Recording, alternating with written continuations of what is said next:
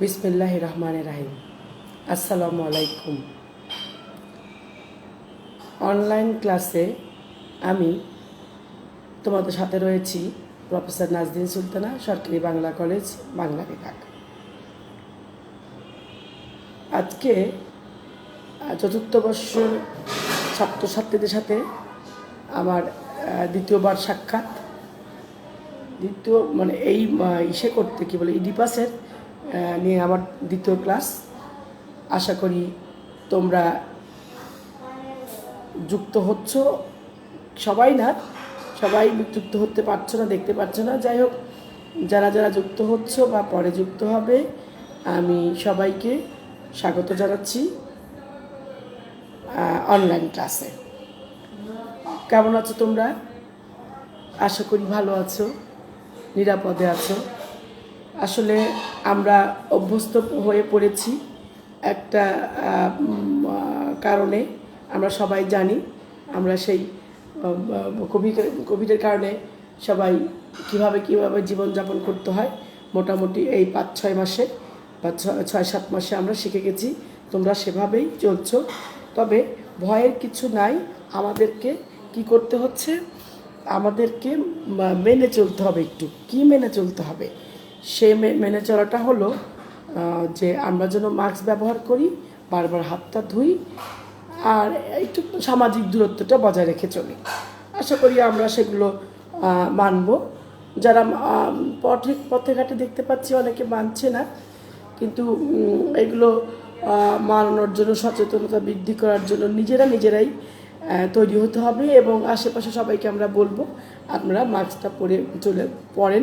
শুধু আপনার কারণে নয়, আপনার কারণে অন্যজনও যেন ইস্যু না হয়, সে কারণে আমরা এই সচেতনতা বৃদ্ধি করব, যে আমরা বলবো, সেভাবে চলবো যে আপনারা মাস্ক ব্যবহার করেন। যাই হোক, আমরা এই করোনার কালীন সময়ে আমরা জানি অনেক আগে থেকে আমরা ক্লাস নিচ্ছি, ক্লাসগুলো হচ্ছে, তোমাদের ক্লাস চলছে, কোনো কিছু থেমে নাই। দুনিয়ার নিয়মই তাই, কখনো কিছু স্থবির হয়ে থাকে না, কিছু সময় হয়তো একটু সমস্যা হয়, তারপরে আমরা আবার মোটামুটি এখনও কিন্তু আমরা অনলাইন ক্লাসে অভ্যস্ত, তাই না? প্রথম দিকে খুব খারাপ লাগতো, কীভাবে ক্লাসটা দিব, কেমন হবে, ইত্যাদি ইত্যাদি। তবে অনলাইন ক্লাস আর ক্লাসরুমের ক্লাসের মধ্যে তো পার্থক্য আছেই, সেটা থাকুক, কিন্তু আমরা এখন এইটাতেই ইউজড হয়ে পড়েছি। কবে কলেজ খুলবে সেটারও ঠিক নাই, যদিও আমরা আবার 14 তারিখ নভেম্বর পর্যন্ত বাড়িয়েছেন সরকার। দেখা যাক, যাই হোক, বাড়ানো কমানো যাই হোক, আমরা আমাদের ক্লাস এগিয়ে নিয়ে যাব। তো আমাদেরকে ক্লাসের আগে, মোটিভেশনাল ক্লাস আগে আমরা নিতাম না। ক্লাস নেওয়ার আগে আমরা কিন্তু মানে অন্য বিষয়ের মধ্যে কথা বলতাম। তো এখন আজকে আমরা একটু মাদক সম্পর্কে ম্যাডাম বলতে বলেছে, আমাদের শ্রদ্ধেয় প্রিন্সিপাল ম্যাডাম। তোমাদেরকে এই বিষয়ে আর একটু আমরা সবাই জানি মাদক কী, এই বিষয়ে একটু কথা বলতে বলেছে। আমি 2-1 মিনিটে এই কথাগুলি বলবো। মাদক কী আর আসক্তি কী? মাদক হচ্ছে একটা নেশা, আর আসক্তি হচ্ছে এক ধরনের টান, তাই না? এটা নেই মাদকাসক্তি। এই নেশা জাতীয় এক ধরনের নেশা, বিভিন্ন হিরোইন হতে পারে, সিগারেট, ইয়াবা, গাঁজা, ফেন্সিডিল ইত্যাদি, এগুলোকে আমরা নেশা জাতীয় দ্রব্য বলে থাকি। এটা যদি আমরা বেশি ব্যবহার করতে করতে এক ধরনের নেশায় পড়ে যাই আমরা, এবং সেখান থেকে আমাদের বিরাট ক্ষতি হয়, সেটা আমরা জানি, তোমরা জানো। আর আসক্তি এক ধরনের টান, এটা এক ধরনের অনুভব করা হয়। এটার জন্য, যেমন আমার সিগারেট না খেলে চলবে না, চা খাওয়াটা অতটা ক্ষতিকর না, যেমন তোমার হিরোইন, যেমন তোমার সিগারেট, এটা যেমন ক্ষতিকর করে, হয়তো বা চা একটু কম ক্ষতিকর। যাই হোক, আমরা সবাই এখান থেকে বিরত থাকব।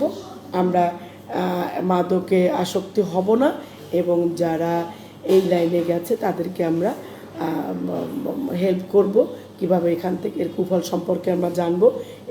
এর কুফলে আমরা কিন্তু শারীরিকভাবে, মানসিকভাবে, সামাজিকভাবে, নৈতিকভাবে আমরা ক্ষতিগ্রস্ত হই। কাজে আমরা এই মাদকে, এইসবে নেশায় আসক্তি হব না বা আক্রান্ত হব না, এখান থেকে আমরা দূরে থাকবো। মদকে আমরা না বলবো। কাজী স্টুডেন্ট, তোমরা এখান থেকে সরে আসবে। আর নিশ্চয়ই তোমরা আমাদের ছেলেগুলো খুব ভালো, আমাদের ছেলেদের মধ্যে এটা নাই। আল্লাহর রহমতে তোমরা খুব ভালো আছো, এই বুঝ আছে তোমাদের মধ্যে, বিশ্বাস করি। হ্যাঁ, আর একটা কথা মনে রাখবে, 5 ওয়াক্ত যদি তোমরা নামাজ পড়তে পারো রে বাবা, তাহলে কিন্তু এই সব এর থেকে দূরে থাকার একটা সে কিন্তু উপায় বলা যেতে পারে, যে আমরা এখান থেকে আমরা একটা এই দেখো আসক্তি, এটা ভালো কাজের আসক্তি, আমরা নামাজ পড়ছি, এটা যদি আমরা বলি আসক্তি, অনুভবটা, এটা এখান থেকে একটা আমরা ভালো কিছু করা যায়, সেটা হলো নামাজে যদি গেলে ভালো, অন্যদিকে আর মনটা গেল না আর কি। যাই হোক, আমি আর মাদক নিয়ে বেশি কথা বলবো না, আমরা জানি, এবং তোমরা 4th ইয়ারের ছেলে মেয়ে, তোমরা এটা অনেকটা বড় হয়েছে, বুঝতে পেরেছো। তবে কখনো যদি এরকম বিষয় হয়, আমাদের সাথে তোমরা যোগাযোগ করবে, আমরা তোমাদের সাথে আছি অলওয়েজ। যে কোনো সমস্যা তোমরা আমাদেরকে জানাবে, আমরা তোমাদের পাশে আছি। আজকে তাহলে এগোই।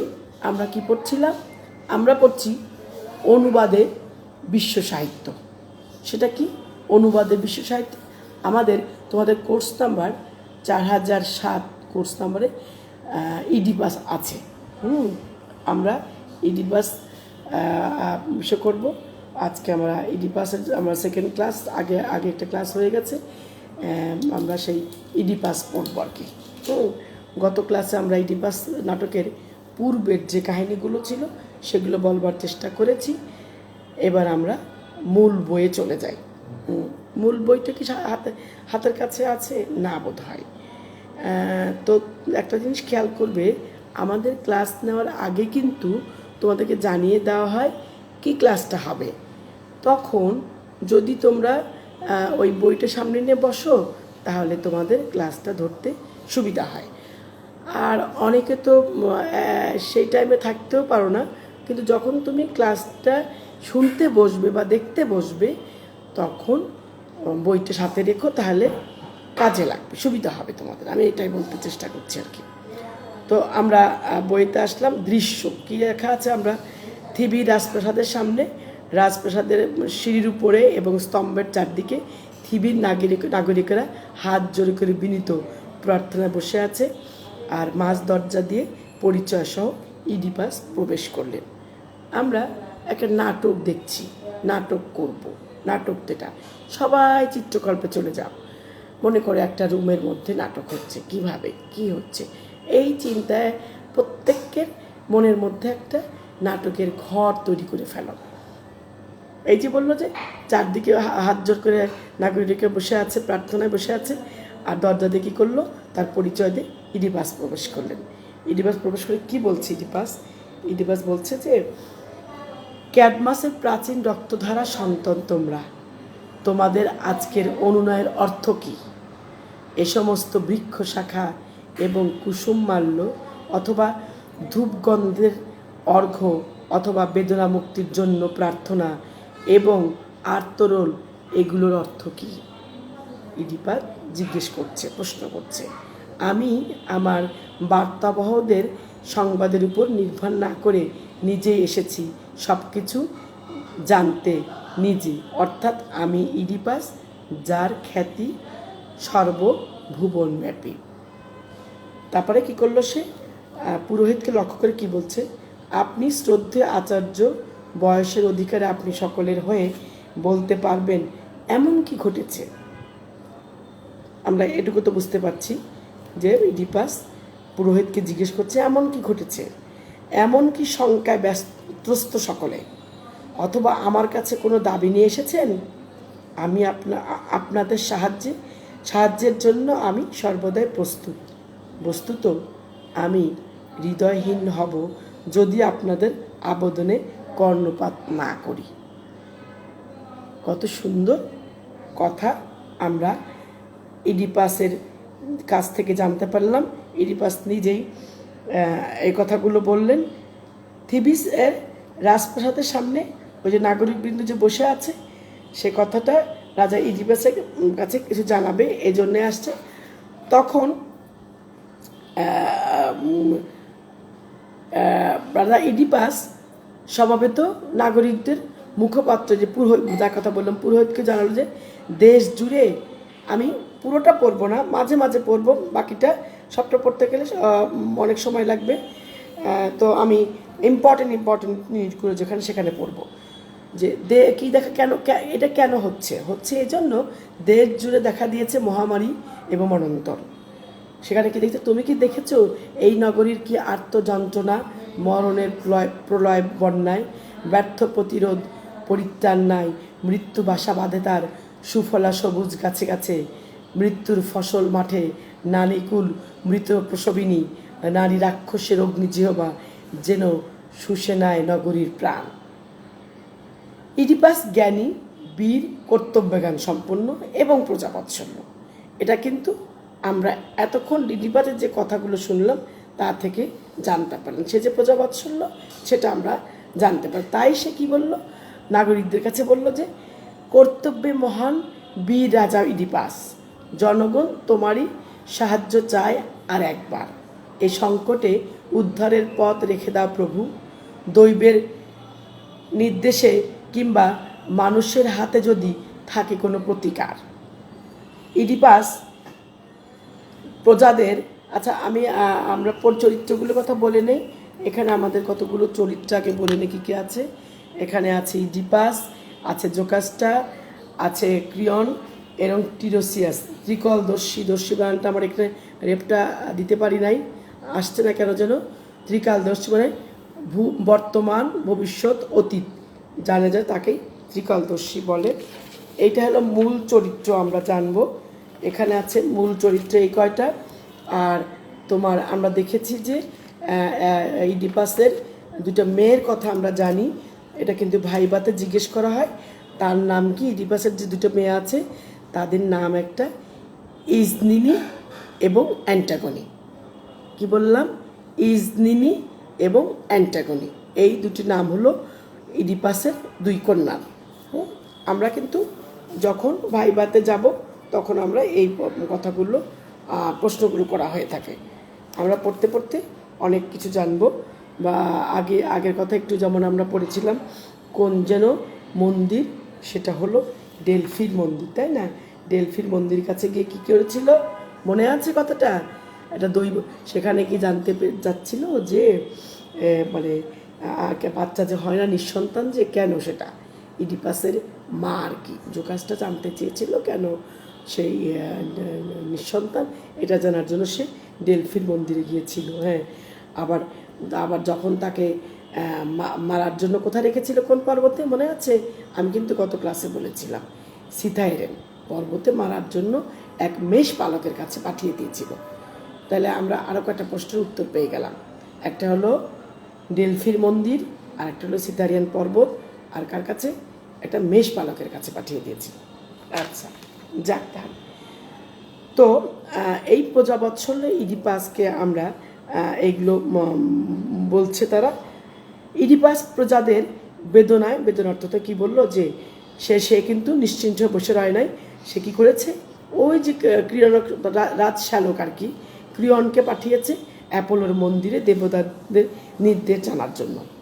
ক্রিয়ন ফিরে এসে সকলের কাছে সেই দৈববাণীটা বলতে কিন্তু ইতস্ত করতে লাগলো। মানে কি করে সে বলবে, খুব লাগছে যে, কারণ এই কথাটা তো সত্যি কথাটা বলতে গেলে খুব কঠিন কথা। কিন্তু ইডিপাস বলল যে না, এ ব্যাপারে যখন সকলেই জড়িত তখন প্রকাশ্যে বলতে আপত্তি কী, সবাই তো আছে, তুমি বলো। তখন ক্রিয়ন জানালো যে রাজ্যের মধ্যে এক মহাপাপ লালন করা হচ্ছে, এ পাপ মোচন করতে পারলেই শুধুমাত্র রাজ্যের মধ্যে শান্তি ফিরে আসবে। তাহলে আমরা প্রথমে কি দেখতে পেয়েছিলাম যে থিবিসে মানে মহামারী দেখা দিয়েছে, অশান্তি, মনন্তর, এইসব দেখা দিচ্ছিল এবং এটা নিয়ে সবাই কষ্ট পাচ্ছিল। এই কারণে এখান থেকে মুক্তি পেতে তা কী করা যায়, রাজা সেজন্য এগিয়ে আসলো এবং এটার খোঁজখবর নেওয়ার জন্য বিভিন্ন জায়গার লোককে পাঠালো। আমরা আগেই বলেছিলাম কিন্তু যে হলো কি তোমার গ্রিক ট্র্যাজেডি এবং শেক্সপিয়ারিয়ান ট্র্যাজেডি। আমরা পড়ছি গ্রিক ট্র্যাজেডি। গ্রিক ট্র্যাজেডি নিহত নির্ভর সেই কথাটা আমরা জানি, বারবার মনে করিয়ে দিব। তো তখন বললো যে তাতে কি এই কী হলো, কী বললো এসে, তখন ক্রীড়ক জানালো যে একটা পাপ এই রাজ্যের মধ্যে এক মহাপাপকে লালন করছি আমরা, এই পাপকে যদি মোচন করতে পারি তাহলেই রাজ্যের মধ্যে শান্তি ফিরে আসবে।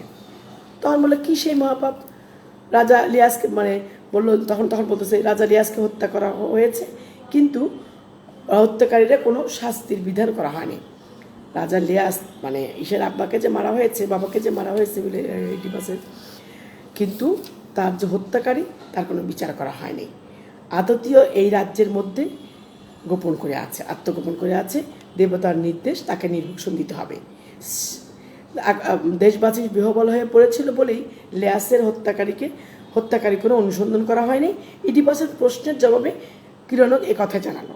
যখন ইডিপাস প্রশ্ন করছিল তখন কথা বললো যে তার যে বাবাকে মারা হয়েছিল এর কোনো বিচার করা হয় নাই, এবং সে এইটার মধ্যে আত্মগোপন করে আছে, যে কারণে এবং অনুসন্ধানও করা হয়নি লিয়াসের হত্যাকারীকে, যে কারণে এই অবস্থাগুলো হচ্ছে। ইডিপাস সে আততাকে খুঁজে বের করার জন্য নগর বিদ্যুতে সবার সাহায্য চাইল এবং হত্যাকারীদের উদ্দেশ্যে চরম শাস্তি ঘোষণা করলো। দেশ থেকে তাকে চিরনির্বাসন দেওয়া হবে। ইডিপাসকে জানতে পেরেছিল এই নিয়তি তাকে তো জানতে পারে নাই, কিন্তু সে একজন ভালো রাজা, সে একজন ভালো প্রশাসক, প্রজাদের কথা চিন্তা করে, সেই জন্য সে বললো যে ঠিক আছে, এটার জন্য আমাকে সবাই সাহায্য করেন, যারা নগরে যারা আছেন, আপামর জনগণ সবাই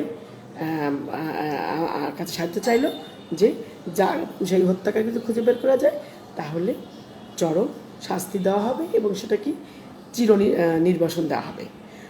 তখন নগর বৃদ্ধরা জানালো যে অন্ধ ভবিষ্যদ্রষ্টা তিরোসিসই সত্য উদ্ঘাটনের সহায়ক হতে পারে। তখন যে ওই নগরের যে তারা ছিল তারা এই কথাটা বললো যে এটা শুধু টিরোসিয়াসই এই সত্য উদ্ঘাটন করতে পারবে। এবং ইতিপূর্ব কিন্তু কিরণও এই কথাটাই তাকে বলেছিল এবং তার পরামর্শেই কিন্তু ওনাকে ডেকে পাঠানো হয়েছে। তারপরে দেখা গেল কি যে একটা বালকের হাত ধরে টিরোসিয়াস আসলো। ইডিপাস তাকে অনুরোধ করলো, আপনি রক্ষা করুন সবাইকে। তখন একটি বন্ধ, আচ্ছা ঠিক আছে আপা, ফোন বন্ধ করে একটু ম্যাডামের সাথে কথাটা বলে নিই।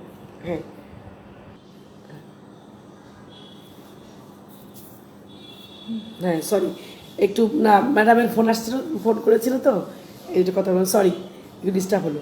আচ্ছা, তখন আমরা কি দেখতে পেলাম যে টিরোসিয়াস আসলো একটা বালকের হাত ধরে। তারপরে তখন ইডিপাস তাকে অনুরোধ করে বলল যে আপনি রক্ষা করুন সবাইকে। একটি মৃত্যু দ্বারা যা মলিন অপবিত্র হয়েছে সে সমস্তকে পবিত্র পরিচ্ছন্ন করুন। ইডিপাস তাকে বলল যে একটু মৃত্যু দ্বারা যা মলিন ও অপবিত্র হয়েছে সে সমস্তকে পবিত্র পরিচ্ছন্ন করেন। টেরোসিয়াস তাকে নিবৃত্ত করতে চাইল এই বলে যে যেখানে জ্ঞান কোনো লাভের সম্ভাবনা আনে না সেখানে বিজ্ঞ হওয়ার অর্থই দুঃখ পাওয়া। কি চমৎকার একটা কথা! এটা কিন্তু ভাইবাতে জিজ্ঞেস করে, যেখানে জ্ঞান কোনো লাভের সম্ভাবনা আনে না সেখানে বিজ্ঞ হওয়ার অর্থ দুঃখ পাওয়া। বোঝা গেল? চমৎকার একটি কথা, যে এই সব কথাই সবসময় জানতে হয় না, সবসময় জ্ঞানের পরিচয় দেওয়া যায় না। এখানে যেহেতু টিরোসিয়াস জানতেন যে এর সত্যটা কী, তখন কি বলছে, জ্ঞান শুধু জেলে দেয় চেতনার দ্বীপে এক যন্ত্রণার শিখা। জ্ঞানের আলোতে রাজা জীবন পুঁথির পাঠ নিও না। ত্রিকলদর্শী টিরোসিস চরম নিষ্ঠুর সত্য জানে বলেই তা কিন্তু উদ্ঘাটন করতে অসম্মত হলো। তখন আবার ইডিপাস তাকে অনুনয় করে বলল, জানো যদি ফিদায়ান অনুরোধ বলো দয়া করে, রাজ্যের কল্যাণ বন্ধু নির্ভীয়েছে তোমার উপরে। ইডিপাস তখন বলল যে না, তুমি যখন জানোই হোক সে নিষ্ঠুর সত্য, তা তুমি জানো কেন এরকম করছে, তার দেশের জন্য, তার রাজ্যের জন্য, রাজ্যের কল্যাণের জন্য। কিন্তু টিরোসিসের পক্ষে সেই ভয়ঙ্কর সত্য উদ্ঘাটন করা কিছুতেই সম্ভব নয়, কেননা তখন বলছে, তোমাকে বাঁচাতে চাই নিজেকেও যন্ত্রণার হাত থেকে, তাই জিজ্ঞাসা করো না আর, বৃথা অনুরোধ, আমি বলবো না কিছু। টিরোসিয়াস এ কথাটা ইডিপাসকে জানিয়ে দিল। হ্যাঁ, টিরোসিয়াসের বাক সম্বন্ধ দেখে তখন কি করলো, ইডিপাস খুব রেগে গেল, বলে এটা আমার বিশ্বাস। তখন কি বলতেছে, এটা আমার বিশ্বাস লেয়াসের হত্যার ষড়যন্ত্রে আপনি জড়িত ছিলেন। বুঝতে পারছো যে বলতেছে না, তাহলে আপনি কেন জানতে পারছেন না? তাহলে রাজা একটু ভুল বুঝছে, যেটা আমরা সচরাচর আমরা করে থাকি, তাহলে কেন বলবেন না, আমি আপনাকে বলতেছি বলতে, কিন্তু আপনি বলছেন না। তাহলে নিশ্চয়ই লেয়াস যে মারা গেছে, হত্যা করেছে, সেই ষড়যন্ত্রে বোধহয় আপনি জড়িত ছিলেন। এই অন্যায় অভিযোগ শুনে টিরোসিয়াস ক্রোধে ক্ষিপ্ত হয়ে ওঠে এবং তীব্র ভয়ঙ্কর ভাষায় নিষ্ঠুর গোপন সত্য উদ্ঘাটন করে। এই আমরা শুনি তার মুখে, আমরা বই থেকে দেখছি। তবে শোনো, যে শাস্তি নিজের মুখে করেছ ঘোষণা, তোমারই মাথার পরে সেই দণ্ড নেমে আসে। দেখো, তুমি সে অভিশপ্ত যে এনেছে এই রাজ্যের পাপের কলুষ। এবার বুঝছো, তাহলে চিন্তা করো কি হলো, যে দেখো তুমি সেই অভিশপ্ত যে এনেছে এই রাজ্যে পাপের কলুষ। ইডিপাস যে হত্যাকারী সন্ধানে রত, সে হত্যাকারী সে নিজেই। শুধু তাই নয়, সে তার নিকটতম আত্মীয়ের সাথে পাপের মধ্যে বসবাস করছে। এই অবিশ্বাস্য কথা শুনে ইডিপাসের মনে সন্দেহ হলো, এটা কি ক্রিওনাকে ষড়যন্ত্র? কারণ ইডিপাস এই কথাটা নিতে পারছিল না, বিশ্বাস করতে পারছিল না। এটা কি তার মনে একটা সন্দেহ হলো যে এটা কি সে ক্রিয়নের ষড়যন্ত্র কিনা, যে তার স্বার্থ লাভের আশায় তার বিরুদ্ধে কি চক্রান্ত করছে কিনা, নাকি এটা টিরোসিয়াসের হটকারিতার ফল, কি জানে। এরকম চিন্তা ভাবনা তোমার ইডিপাসের মধ্যে মাথার মধ্যে শুরু হয়ে গেল আর কি। হ্যাঁ, টিরোসিস জানে এ হটকারিতা নয়, নির্মম সত্য ভাষণ, এর সাথে ক্রিয়নের কোনো যোগ সাজস নাই। ইডিপাসের শত্রু ক্রিয়ন বা টিরোসিস না, সে নিজেই তার শত্রু। টিরোসিস অপমানিত হয়ে চলে যাবার আগে বলে গেল, এ জ্ঞান নবজন্ম যেমন তোমাকে দিল আজ, তোমার মৃত্যুর লগ্ন শুরু এই জ্ঞান নবজন্ম যেমন তোমাকে দিল আজ, তোমার মৃত্যুর লগ্ন সেও শুরু এ মুহূর্ত থেকে। এটা টিরোসিস যাওয়ার সময় বলে গেল যে কি বলে গেল, এই জ্ঞান নতুন না, তোমাকে আজকে দিলাম, এটা তোমার মৃত্যু লগ্ন, সে শুরু এ মুহূর্ত থেকে এটা শুরু হলো। এরপর দেখা গেল কি, সে তো চলেই গেল, টিরোসিস চলে গেল। এরপর ক্রিয়ন আসলো, তার বিরুদ্ধে ইডিপাস যে অভিযোগ করেছে তা সে শুনেছে, এবং এই নিয়ে ইডিপাসের সাথে তার অনেক বাকবিতণ্ডা শুরু হলো। নগরের যারা বৃত্তরা ছিল, দু চারজন তাকে শান্ত করতে চায়, কিন্তু কেউ শান্ত হবার নাই। এই যখন গণ্ডগোল চলছিল, তখন কি হলো, রানী জুকাস্টে এসে সব কথা শুনে বলল, যেতে ইডিপাসের উদ্ভ্রান্ত হবার তো কিছু নাই। রানী বলতেছে, ভবিষ্যৎবাণী কখনো হয়, কখনো সত্য হয় না, এটা সবসময় সত্য হয় তা কিন্তু নয়। তাই যদি হবে, তবে আপন সন্তানের হাতে লেয়াসের মৃত্যু ঘটত। এখানে আরেকটি কথা যুক্ত হলো। কি বলছে রানী? রানী বলল যে না, যে ভবিষ্যৎবাণী শুনেছ এটা সবসময় সত্যি নয়। যদি তাই হবে, তাহলে কিন্তু নিজের সন্তানের সাথে লেয়াসের মৃত্যু ঘটত। এই কথাটা তারা জেনেছিল, ওই যে ডেলফিন মসজিদে গেছিল তখন তারা এটা জেনেছিল। কিন্তু সে বলতে তা তো আর হয়নি, 3 দিনের শিশুকে নির্জনে সেটা ফেলে দেওয়া হয়েছিল। আর সকলেই জানে, ফোসিস নামে জনপদের কাছে এক রাস্তার মোড়ে দস্যু দলের হাতে লেয়াসের মৃত্যু ঘটেছিল। তখন তারা কি জেনেছিল? কোথায় তাহলে বলো তো, কোন রাস্তা? রাস্তার মোড়ে ওই 3 দিনের বাচ্চাকে যখন ফিরে আসা হয়, তখন দস্যু দলের হাতে লেয়াসের মৃত্যু হয়েছিল। এটাই তখন সবাই জানতো। ফোসিসের কাছে রাস্তার মোড়, এই কথাটা যখন শুনলো তখন ইডিপাস চমকে উঠল। কারণটা কি? লিয়াসের মৃত্যুর ঘটনা তার চিত্তে এক অজানা আশঙ্কা জাগিয়ে তুলল। বুঝতে পারলে যে যখনই এই ফসিস এবং রাস্তার কথা আসলো, তখন সে চিন্তা করলো যে তার মনে বই থেকে বলছি, একই অস্থিরতা জমে ওঠে মনে, জোকাসটা আমার, কি জানি কি আশঙ্কা, এলোমেলো অশান্তির ঝড় ঘনায় মনের পটে তোমার এসব কথা শুনে। তখন জোকাসটাকেও ইডিপাস এ কথা বলল। তখন মানে লিয়াসের চেহারা কীরকম ছিল, কয়েকজন লোক ছিল, সব জিজ্ঞেস করলো। যখন মিলে গেল, ইডিপাস শুনলো যে ফসিসের কাছে তেরাস্তার মোড় সেই বৃদ্ধ যে রাজা ছিল, মৃত্যুর ঘটনাটা সে শুনলো এবং তার হাতেই রাজরক্তপাত ঘটেছে। তা হলো তারই হাতে রাজরক্তপাত ঘটেছে। এ কথাগুলো ইডিপাস শুনে ফেলল। কিন্তু একটি আশার কথা ইডিপাসের মনে তখনও উকিঝুঁকি মারছে আর কি। যদি দস্যুদের হাতে লিয়াসের মৃত্যুর বিবরণটা সত্যি হয়, দস্যুরা যদি তা হত্যা করে থাকে, তবে তো ইডিপাস মুক্ত। ইডিপাস চিন্তা করতেছে লিয়াসের মৃত্যু হলো দস্যুদের হাতে, এবং দস্যুরা যদি হত্যা করে, তাহলে কিন্তু দস্যুরা যদি হত্যা করে তাহলে তো ইডিপাসের কোনো দোষ নেই, তাই না? কারণ তারা কি জেনেছিল? তার সন্তান তাকে হত্যা করবে। সুতরাং যে অনুচরটি প্রাণ নিয়ে পালিয়ে এসে ইলিয়াসের মৃত্যু সংবাদ দিয়েছিল, তাকে এখন খুঁজে বের করতে চাই। অনুচরটি লিয়াসের মৃত্যুর পরে ফিরে এসে ইডিপাসকে সিংহাসনে অধিষ্ঠিত দেখে বিদায় নিয়ে চলে গেছে এবং এখন সে গ্রামে মেষপালকের কাজ করছে। এই যে যখন ওই খবরটা, যে অনুচরটা খবর দিয়েছিল লিয়াস কীভাবে মারা গেল কার সাথে, তখন সে যখন ফিরে আসলো, তখন ইডিপাসকে দেখলে এবং সে যখন ইডিপাস সিংহাসনে অধিষ্ঠিত আছে, তখন আর তাকে কিছু না বলে সে আবার যেখানকার মানুষ, সেখানকার মেষপালক, সেখানে চলে গেল। এমন সময় করিন্থ থেকে এক বৃদ্ধ দূতের এসে জানালো যে রাজা পলিবাসের মৃত্যু ঘটেছে। দেখো, আরেকটা জায়গার নাম পেলাম। কি নাম? রাজ্যের নাম পলিবাস। সে করিন্থ, এক সময় করিন্থ থেকে রাজা পলিবাস হলো করিন্থের রাজা পলিবাস। কি দাঁড়ালো? আমরা এখন জানবো রাজা পলিবাসকে।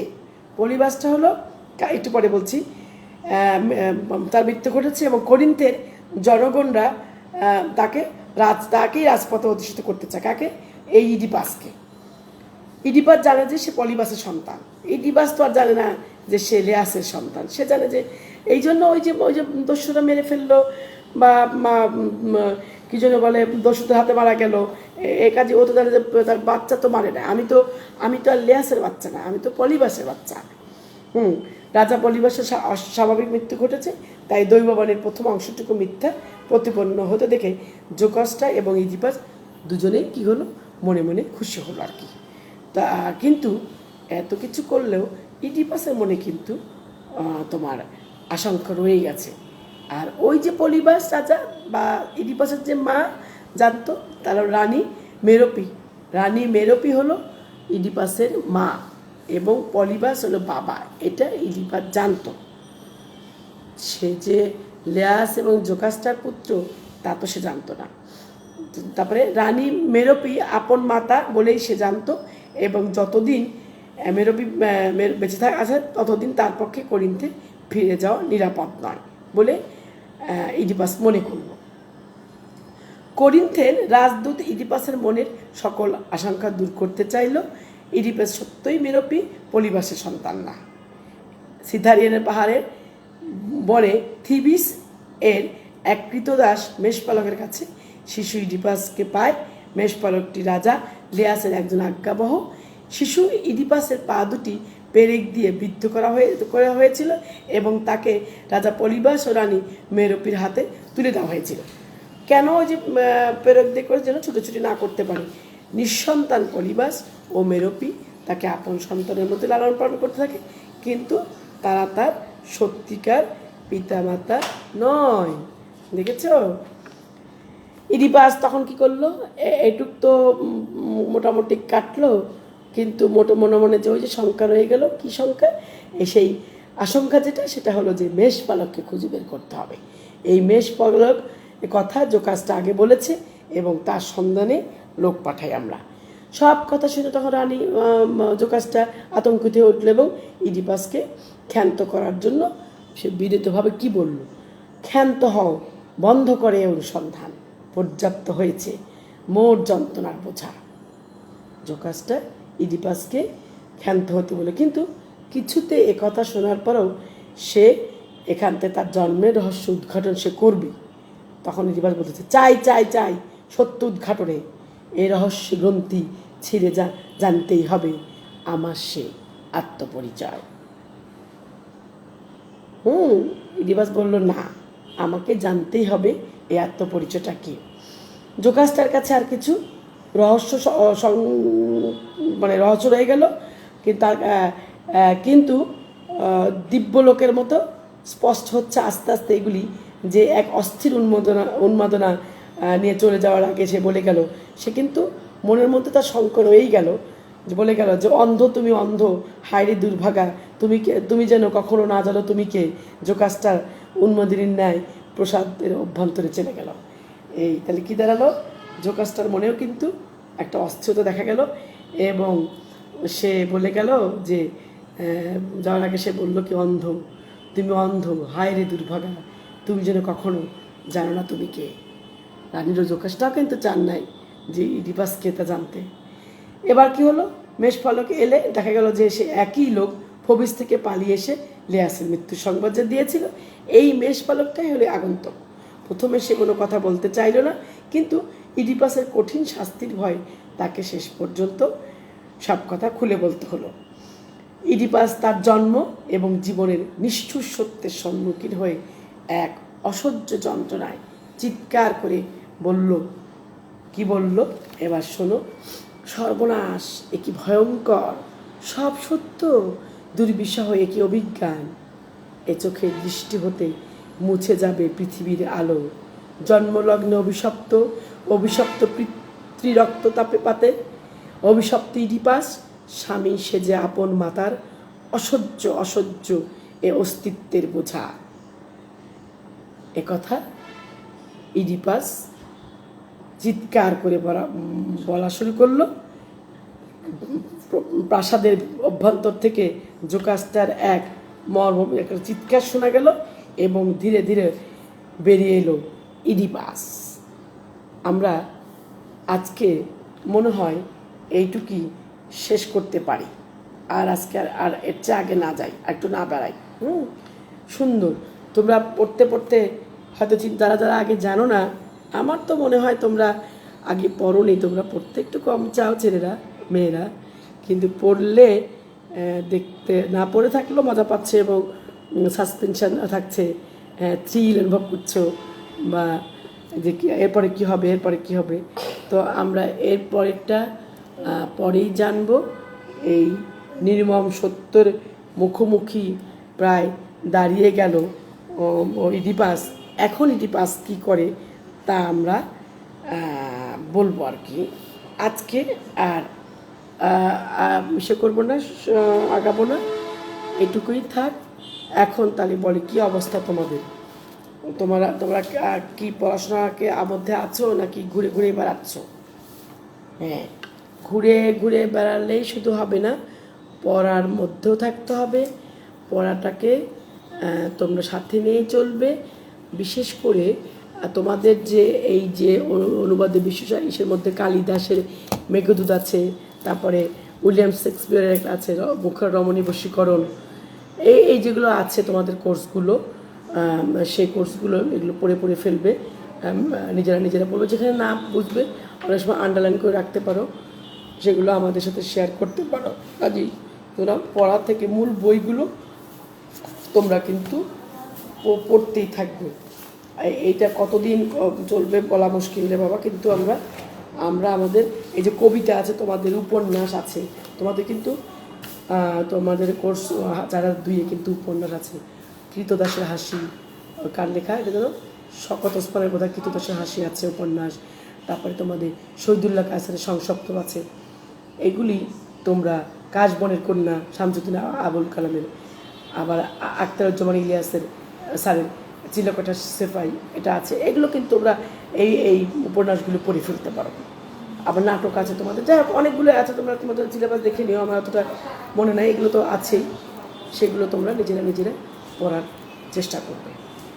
তাহলে তোমরা সবাই ভালো থাকো। এতক্ষণ যারা আমার সাথে যুক্ত ছিলে তাদের সবাইকে আমি ধন্যবাদ জানাচ্ছি এবং কৃতজ্ঞতা প্রকাশ করছি। আর তোমরা সবাই ভালো থাকো, আমার জন্য দোয়া করো, আমি তোমাদের জন্য দোয়া করি। সবাইকে আল্লাহ রহমতের